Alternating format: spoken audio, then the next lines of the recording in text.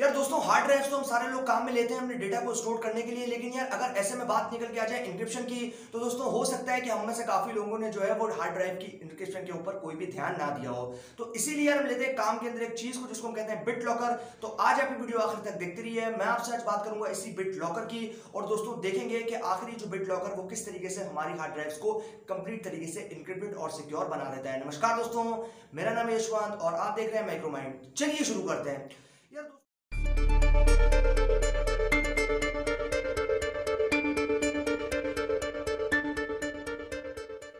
यार आपसे बात करूं सबसे पहले हार्ड ड्राइव्स की, या फिर जितने भी डेटा मीडियम है जिसके अंदर पूरी मैं आपसे बात करता हूं ग्लोबली, जहां पर मैं आपसे बात करता हूं क्लाउड्स की, जहां पर मैं आपसे बात करता हूं सर्वर्स की, जहां पर मैं आपसे बात करता हूं बड़ी बड़ी हार्ड ड्राइव्स की। तो कंप्लीट जो आपके पास सिनेरियो देखने को मिलते हैं पूरे वर्ल्ड के अंदर, जहां पर हमारे जो बेसिकली डेटा मीडियम, जहां पर डेटा स्टोरेज मीडियम है, जहां पर हम अपने डेटा को स्टोर करवाते हैं, तो अलग अलग पॉसिबिलिटीज है। अब मान लो कि अगर वहां से कोई डेटा लीक हो गया तो जो क्लाइंट है वो सीधा जाएगा सर्वर के ऑनर के पास और उससे रिस्पॉन्सिबिलिटी के बारे में पूछेगा कि भाई आपकी रिस्पॉन्सिबिलिटी, आपने मेरा डेटा कैसे जाने दिया। तो ये बात निकल के आती है पीसी के अंदर भी, क्योंकि यार हैकर चारों तरफ फैल चुके हैं। और यार ऐसे में अगर बात निकल के आ जाए हैकर की कंसिस्टेंटी की, तो यार वो डेफिनेटली आपके कंप्यूटर को अगर हैक कर लिया तो हार्ड ड्राइव भी जाएगी उसके पास में। अब यार ऐसे में हमारी जो सिक्योरिटी है उसका ध्यान रखना हमारा एक बहुत बड़ा कंसर्न बन जाता है, क्योंकि यार हम जानते हैं ये जो हार्ड ड्राइव्स हैं वो कंप्लीट तरीके से अनसिक्योर होती हैं। उसको अगर हम सिक्योर बनाएंगे तभी वो सिक्योर बनेगी, अदरवाइज वो सिक्योर नहीं बनेगी। इसीलिए यार अगर बात करता हूं कंप्यूटर्स की या फिर पीसी वगैरह की हार्ड ड्राइव की,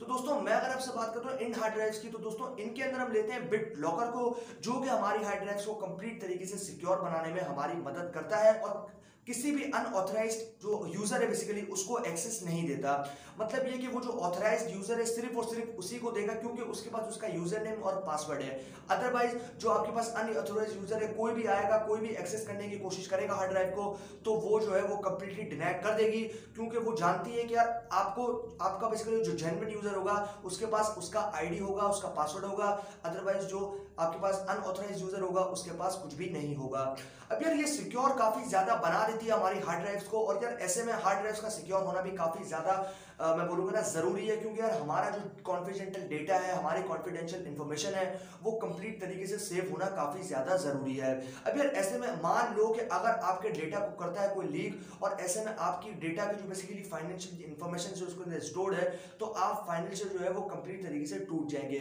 क्योंकि आपकी जो मैं बोलूंगा ना क्रेडिट कार्ड की इन्फो थी, आपकी डेबिट कार्ड की इन्फो थी, आपकी बैंक अकाउंट की इन्फो थी, मतलब जो भी आपकी मैं बोलूंगा ना फाइनेंशियली इंफॉर्मेशन थी, वो कंप्लीट तरीके से पहुंच गई हैकर के हाथ में या फिर किसी भी अनऑथराइज्ड यूजर के हाथ में जिसको इसकी एक्सेस नहीं होनी चाहिए थी, तो आपको जो है वो फाइनेंशियली काफी ज्यादा प्रॉब्लम हो जाएगा।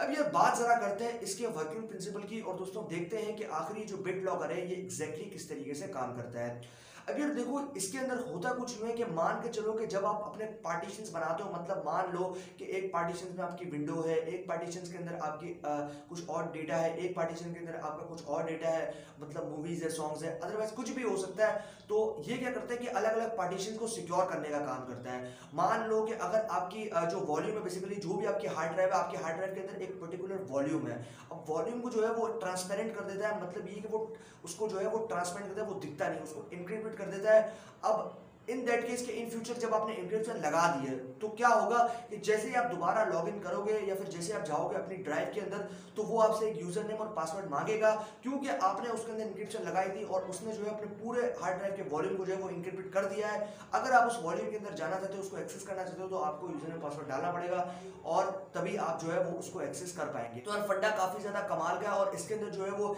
इंक्रिप्शन बेसिकली मैं बोलूंगा जो है वो लीस्ट काउंट होती है। मतलब ये कि आप साइफर टेक्स्ट के अंदर इसको जो है वो इंक्रिप्ट कर सकते हैं, डिक्रिप्ट कर सकते हैं, और इसके अंदर जो इन्फॉर्मेशन है, जो आपका पासवर्ड है, बेसिकली जो भी आपकी इंक्रिप्टेड इन्फॉर्मेशन है, वो कंप्लीट तरीके से इंक्रिप्टेड फॉर्म में ही एक ड्राइव से दूसरी ड्राइव पर अगर आप ट्रांसफर करते हैं, तो वो इंक्रिप्ट तरीके से जो है डेटा आपका जाएगा।